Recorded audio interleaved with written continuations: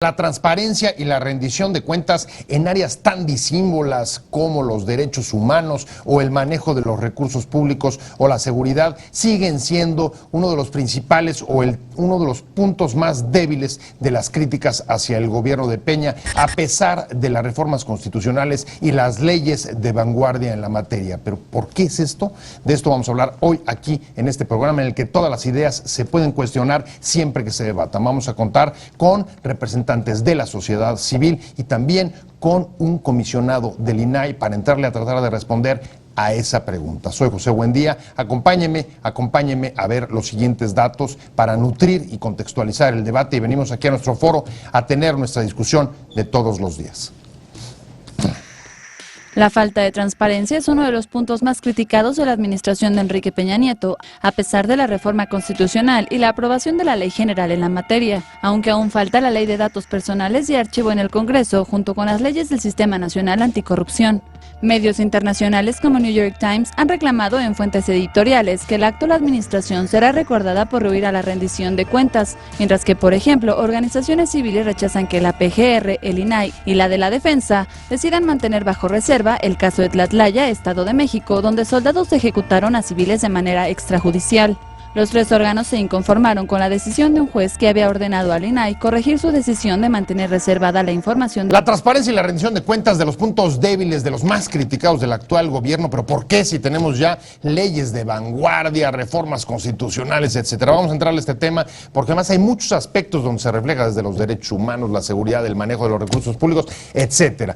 Joel Salas, comisionado del INAI, muchas gracias por estar con nosotros. Al contrario, Pepe, gracias a ti por esta convocatoria. Ana Cristina Ruelas, del artículo 19. Muchas gracias, Pepe. Gracias a ti, gracias por venir, porque además le echaste un montón de esfuerzo. Muchas gracias por estar aquí. Y Eduardo Bojorquez, como siempre. Transparencia Mexicana, amigo de este programa. Un gusto. Y además, un gusto recibirte, como siempre. El gusto es todo mío. Arrancamos con eso, Joel. A ver, ¿qué desde tu posición en el INAI, realmente la transparencia y la rendición de cuentas de las materias que más cambios y más reformas se han producido en este país y siguen siendo de los principales talones de Aquiles en cuanto a las críticas y observaciones al gobierno? Sin duda. ¿Qué? A ver, yo creo que venimos de un país que estaba completamente cerrado y se empieza a abrir, primero por transparencia, y en la agenda está pendiente el que se cierre la pinza en materia de rendición de cuentas. Digamos que teníamos un sistema completamente fragmentado, en donde el control interno iba por un lado, la auditoría o el control político sobre el Ejecutivo Federal, que era la Auditoría Superior de la Federación, tenía atribuciones muy acotadas, y tenías un instituto con competencia única y exclusivamente federal, pero que la información que se abría no tenía una manera de vincularse para que a partir de eso se pudiesen hacer investigaciones sobre posibles actos de corrupción. Resumido en una sola frase, es que había mucha información, o existe, pero de la información no se desprenden consecuencias en función de una mala toma de decisiones que en algún momento se generó. El potencial, la apuesta, es que mediante la construcción del Sistema Nacional Anticorrupción y la vinculación con el Sistema Nacional de Transparencia, vamos a empezar a poder tener un sistema de rendición de cuentas que, espero no equivocarme, ya veremos qué dicen los dos, por el momento es inexistente en el país. A ver, la sociedad civil que dice, Joel dice, ya tenemos las condiciones, el marco jurídico, las condiciones, digamos, estructurales para entrarle. ¿Coincides o no? Pues las condiciones estructurales tal vez, pero yo creo que el gran problema que ha tenido México, y no solamente en esta materia, es que siempre es complicado bajar las leyes a la realidad. Eduardo podrá decir muchas cosas respecto a la corrupción en México, pero creo que una de las grandes fallas es que las leyes no permean en la cultura gubernamental o en la forma de gobernar. Y hoy por hoy, y eso tiene mucho que ver con las sanciones, ¿no? O sea, nadie es sancionado, hay un nivel de impunidad tremendo, y entonces pues pasa que te pueden decir que no hay rendición de cuentas respecto a la guerra sucia de hace 30 años, y es específicamente porque no hay mecanismos para sancionar, porque al Estado le interesa mantener la impunidad. Voy contigo, Eduardo, y te diría, a ver, ¿qué crees que, si coincides con esto de lo que cuesta al gobierno bajar y asumir estos marcos jurídicos, ¿qué le pega más duro? ¿El que baje o haya condiciones estructurales, como dice Joel, ya tenemos las leyes aquí, o un editorial como la del New York Times de hace una semana, diciendo serán recordados por la falta de transparencia y rendición de cuentas? Las dos cosas. O sea, sin cambios estructurales no hay manera de avanzar en esta agenda. Sin que esto cambie la cultura organizacional y política de una sociedad, tampoco. Lo voy a resumir. Tú sabes que no soy de soundbites, pero lo tengo que resumir porque creo que nuestra próxima década es esto. Transparencia, que hoy tenemos más, sin anticorrupción, es igual a impunidad. Ese es el dilema en este momento del país. O sea, si seguimos ampliando el derecho a saber, pero no hay consecuencias, no hay responsables, no hay una auténtica lucha contra la corrupción, entonces lo que te quedas es en el peor de los mundos, porque sabes más, pero no pasa nada, Pepe. Lo cual nos puede llevar, digamos, entonces, esa es la ecuación que hay que resolver. Y déjame ponerte un ejemplo muy concretito, Joel, que es, tenemos un marco jurídico donde ya se reconoce la apertura o la necesidad de abrir los expedientes cuando se trata de violaciones a los derechos humanos. Y está el caso de Tlatlaya, en el que una parte, incluso instituciones encargadas de abrirlo, se han más bien opuesto, contando con las condiciones. ¿Cómo lo ves? A ver, yo te diría que instruimos abrir, excepto en un caso que es una polémica que quizás va a entrar a ella ahorita Ana Cristina, que tiene que ver con justicia militar, un expediente sobre los 8 militares que están siguiendo un proceso judicial, pero para mí ahí no está el problema, Pepe. El problema está en que esta facultad que hoy tiene el INAI y que ya la ha ejercido en casos como Tlatlaya, San Fernando, Ayotzinapa, es posible que se le quite al INAI. Y yo creo que ahí hay que centrar las baterías y ahí hay que centrar el debate. El tema de violaciones graves a los derechos humanos. Por supuesto, porque hay que recordar que en la ley general queda que el instituto queda facultado para pronunciarse a primera vista, para vincularlo con lo que decía Eduardo, sobre casos de posibles violaciones graves y actos de corrupción. Entonces, pongámoslo hipotéticamente, ahorita la cancha está en la Suprema Corte de Justicia, la Suprema Corte de Justicia tendrá que resolver los amparos, dentro de los cuales uno fue interpuesto por artículo 19, para ver si el instituto se queda con esa facultad. Los legisladores en la ley federal no lo definieron así. ¿Y qué puede pasar si nos quitan esta atribución? Que, por ejemplo, esperemos que no se produzcan, pero desgraciadamente al parecer las condiciones del país dicen que no estamos exentos, que haya casos similares a los que hemos vivido en los últimos años o a los que vivimos hace 30 años, como lo que señalaba de la guerra sucia. ¿Qué pasa si sucede en el futuro y no tenemos esa competencia? Nos vamos a poder tardar 3, 4, 5 o hasta 10 años, como el caso Radilla, para saber qué quedó consignado en esas investigaciones del judicial. O bien, para hablar de un caso reciente, ¿qué pasa con una investigación de un caso similar al de la Casa Blanca? Vamos a poder tener acceso al expediente de la investigación que está haciendo la autoridad una vez que haya sido calificada por la misma. Entonces yo creo que ahí hay que focalizar las baterías. Garante, confieso que estoy involucrado porque formo parte de este órgano autónomo, para preservar el derecho a saber que ha sido una lucha que durante años finalmente ha ganado la ciudadanía. O sea que no solamente es un asunto de condiciones o de voluntad, sino que incluso pueden experimentarse retrocesos, pero ese retroceso derivaría, digamos ahí sí, no de la voluntad presidencial, o tú me corregirás, sino de lo que aprobaron en la ley general en el Congreso, ¿o no? No, bueno, es que justo esta fue una de las grandes discusiones dentro de la ley general y ahora lo está haciendo dentro de la ley federal de transparencia, pero el problema es que la Suprema Corte ahorita tiene en sus manos este caso. ¿Eso lo subieron ustedes? Sí, es un caso, es el caso del acceso a la averiguación previa de la masacre de los 72 migrantes en San Fernando, Tamaulipas, en 2010. Y desgraciadamente la Corte tenía listado el caso para discutirse en diciembre, pero ahora lo manda al Pleno. Y entonces con la nueva configuración de la Corte realmente estamos a expensas de nuevos criterios en temas de derecho de acceso a la información y violaciones graves que pueden limitar los alcances que tiene el INAI.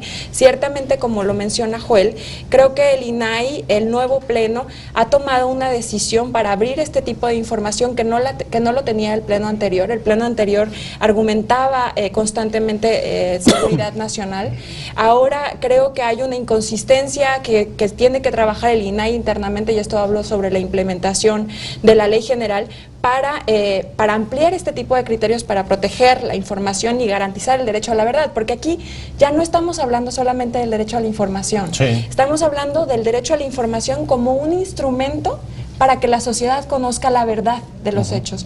Y entonces empieza una construcción de todos de qué pasó en Ayotzinapa realmente. Entonces, a través de la información que el INAI, que gracias a la apertura del INAI se obtuvo del expediente de Ayotzinapa, los ciudadanos podemos saber efectivamente qué fue lo que pasó. Y podemos hacer un escrutinio sobre la actividad del Ministerio Público. Y esto es lo que está en juego realmente ahorita en la Suprema Corte de Justicia. Y creo que el INAI tiene que agarrar al toro por los cuernos y tener una posición muy contundente al respecto, como la que tuvo durante el Senado, las discusiones en el Senado, la Ley General. ¿Y le estás viendo esa posición? Hay una posición, sí, importante. El INAI forma parte de un proyecto muy importante entre la sociedad civil que se llama el Proyecto Memoria y Verdad, que trata de publicar información sobre 15 casos de violaciones graves a derechos humanos desde 1960 hasta la fecha, incluyendo casos como Acteal, la Guerra Sucia, Atenco, Campo Algodonero, Ayotzinapa, Tlatlaya, bueno, muchos casos. Y bueno, la decisión de la Suprema Corte impactará definitivamente en el proyecto Memoria y Verdad, pero por otro lado nos encontramos sí con algunas inconsistencias en las decisiones del INAI que limitan los alcances de esta máxima progresividad del derecho a la información. La mayoría de las veces son posiciones encontradas, divididas entre... Bueno, ese fue el voto de Tlatlaya, ¿no? En el caso del voto de Tlatlaya, no me acuerdo, 4-3 sí, por ahí, ¿no? Que creo que, de agosto. y por eso es que creo que el INAI debe de asumir y debe de hacerse propia. En esto voy otra vez y la relaciona con la primera pregunta. La implementación de la Ley General, hoy por hoy, en una última sentencia que acabo de obtener del 8º juez de distrito respecto a las fosas clandestinas, respecto a las estadísticas de fosas clandestinas, el juez de distrito le dice al INAI, INAI, tú sí tienes que aplicar la Ley General desde ya. O sea, porque los principios y bases que están ahí ya son progresivos. Entonces tienes que garantizar la progresividad en el acceso para los ciudadanos. Este tipo de cosas son las que el INAI tiene que agarrar y para hacerse más fuerte, porque de esa manera también va a recibir mucho más acogimiento de los ciudadanos, menos cuestionamiento y más y vamos a ir avanzando más hacia esta idea de obtener más información para ir impulsando estos mecanismos de exigibilidad de verdad, de rendición de cuentas, de acceso a la justicia. Tengo que darle derecho de réplica a Joel y vengo contigo y es, el INAI la tiene que agarrar. ¿Sientes que le están agarrando, sí o no, o no suficiente o cuánto? Sin duda la estamos agarrando, ese liderazgo, porque al final es cabeza de un sistema nacional el INAI.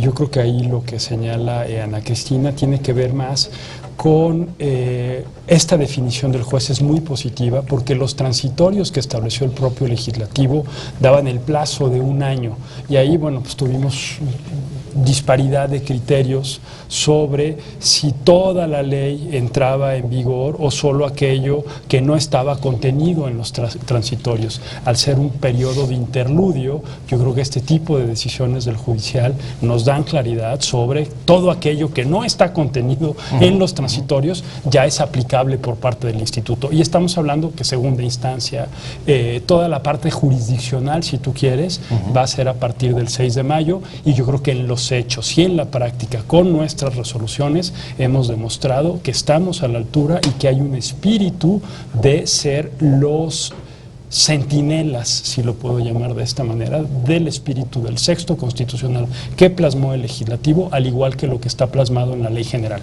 El caso específico de Tlatlaya, insisto, de este caso que se pidió la averiguación previa que ya estaba consignada en la justicia militar, sí.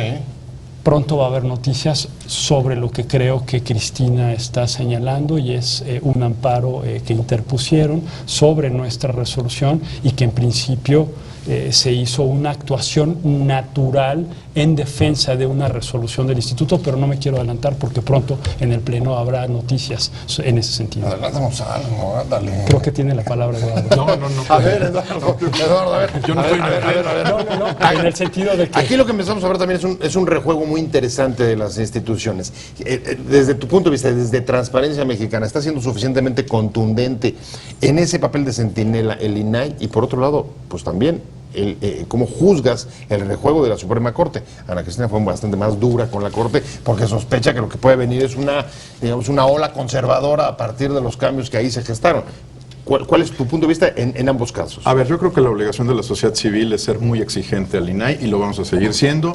Y creo que espacios como este lo que aseguran es que sea un diálogo fluido en el cual se puedan esclarecer temas. Pero déjame poner dos lugares donde hay que estar con mucha atención. La resolución de la Suprema Corte, porque también tiene una responsabilidad el Poder Judicial en asegurar, si ustedes son los centinelas, ellos también son garantes del derecho a saber y hay que cuidarlo. Y el Congreso. Regresa a la Cámara de Diputados la discusión de la ley. Hay en la Comisión de Transparencia y Anticorrupción la idea de reabrir el tema de la Ley Federal de Transparencia.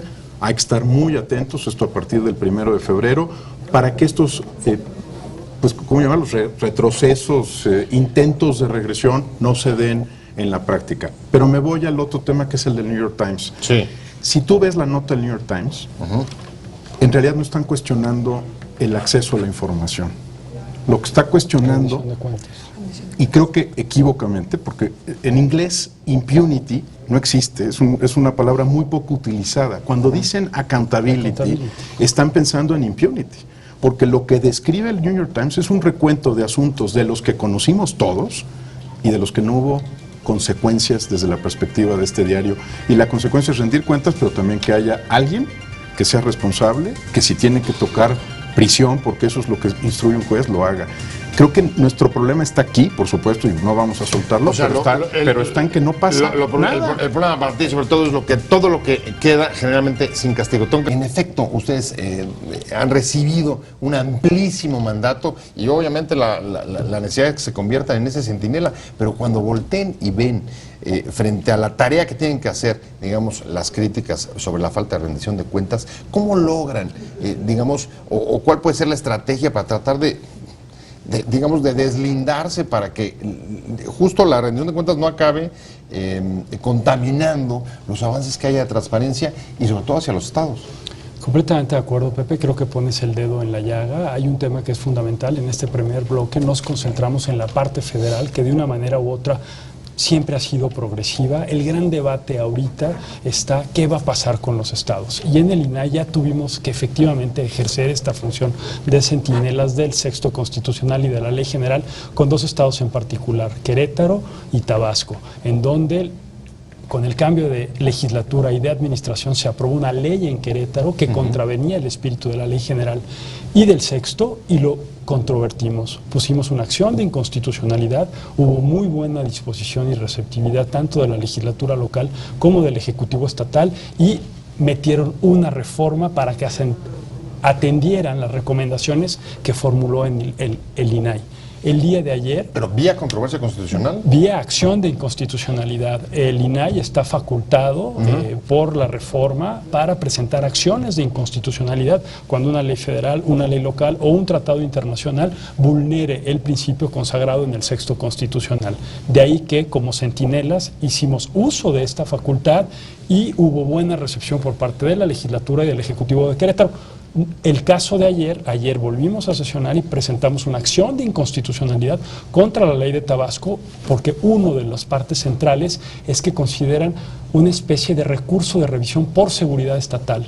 Y la Constitución y la Ley General es muy clara para decir que solo el consejero jurídico podrá atacar las resoluciones del INAI cuando sea un motivo de seguridad nacional. Entonces, insisto, creo que ahí estamos haciendo nuestro papel de centinelas. El otro punto que tocas es fundamental. Creo que la nota del New York Times pone el dedo también sobre la llaga en el sentido de que es un tema de rendición de cuentas en el sentido de quién y cómo se tomaron esas decisiones y las omisiones que en determinado momento se produjeron. Creo que ahí hablaban de 3 casos, el Chapo, Casablanca y no recuerdo, y Ayotzinapa. ¿Por qué ante estos 3 hechos que sacudieron al país no hay consecuencias reales sobre las malas decisiones o sobre las omisiones? Insisto, regreso a mi punto de partida, creo que porque el sistema que tenemos por el momento es completamente fragmentario. No se comunican las partes de información que podemos recibir para generar sanciones y que se vea que hay consecuencias reales ante una mala toma de decisiones o ante una omisión. Derivado de lo que dice Joel, a veces, y voy al punto que tú traías hace rato, a veces los jueces funcionan bien y a veces no funcionan bien. ¿Cómo es eso? A veces no es parte de un rejuego democrático que tendría que ser mucho más, digamos, ponderado. Pues sí, en teoría, yo creo que, y me gustaría tocar como algunas cuestiones que habla Linay, que habla Joel. Yo creo que es un trabajo inmenso tratar de bajar la ley general a toda la administración o a todos los sujetos obligados, ¿no? Hoy por hoy, justo Joel acaba de mencionar, salió la semana pasada que la Suprema Corte ya por fin va a resolver el primer recurso que metió el consejero jurídico el 1/2015 en la segunda sala de la Suprema Corte, además de otro recurso que metió la PRODECON en contra del INAI. Y esto pone, realmente es otra vez poner en juego que la ley no está bajando a las instituciones y eso también se traslapa en los jueces, ¿no? O sea, todo se convierte en un uno. Y creo que nosotros hemos tenido buena experiencia con todos los jueces federales en materia de transparencia y acceso a la información. Creo que de alguna manera han ampliado significativamente los criterios, como bien lo dice Joel, para interpretar la ley. Pero creo que la Suprema Corte de Justicia aún dista mucho para hacer que sus resoluciones se conviertan en hechos en el propio Poder Judicial, que es tremenda la opacidad interna del Poder Judicial, ¿no? Y también que se traslade a las decisiones de los tribunales colegiados de circuito o bien a todo el Poder Judicial. Entonces, es muy ambivalente y creo que también vale la pena decir que el Congreso juega la misma jugada. Recientemente, en diciembre, presentaron una ley de sanciones en materia de hidrocarburos en la que introducen las mismas comisiones que aprobaron la Ley General de Transparencia, introducen un concepto de seguridad nacional, causales de reserva ajenas a la Ley Federal de Transparencia, que chocan con la Ley General de Transparencia y que realmente ponen al ciudadano y el problema aquí es el ciudadano. El ciudadano, al momento de tener un freno respecto a la transparencia y el acceso a la información, se desincentiva de seguir ejerciendo este derecho. Pues sí, ese es el gran riesgo. ¿Cuál es el principal obstáculo de todo lo que hemos hablado? El Congreso, los jueces, la Suprema Corte. ¿Dónde está el obstáculo? Todos juntos. Porque lo más fácil también, aguas, es ver solamente algunas instituciones. Para mí el reto, Pepe, que se ha descrito en esta mesa es que vamos a tener que romper un par de inercias como sociedad. De verdad, vamos a tener que seguir defendiendo la transparencia por mérito propio, pero defender solo la transparencia y no trabajar en anticorrupción va a generar desasosiego. Hay que ser muy claros en eso. La próxima década de este país tiene que consolidar dos sistemas, no uno. Un sistema nacional de transparencia que traduzca en cada organización lo que han descrito muy bien Joel y Ana Cristina, y un sistema nacional anticorrupción que resuelva problemas que no nos hemos imaginado todavía como país porque ni siquiera nos hicimos las preguntas. Ahora está dura y vamos a regresar entonces con Joel con esa pregunta. Lo que estás poniendo sobre la mesa, si entiendo bien, Eduardo, es si la transparencia no ayuda a bajar la impunidad, lo que va a estar en peligro va a ser justamente la transparencia. ¿Cuál era la fórmula? Si la transparencia te puede ayudar, como se ha venido diciendo, a abrir y a pegarle a la impunidad, o si no le pegas a la impunidad, tu transparencia se va a desinflar. Así es, yo veo estos dos grandes riesgos. Por un lado, tienes más información, la gente le exige más a la autoridad, porque no es solo una cuestión del gobierno, ya sea federal, estatal o municipal, sino pronto va a entrar el legislativo y el judicial.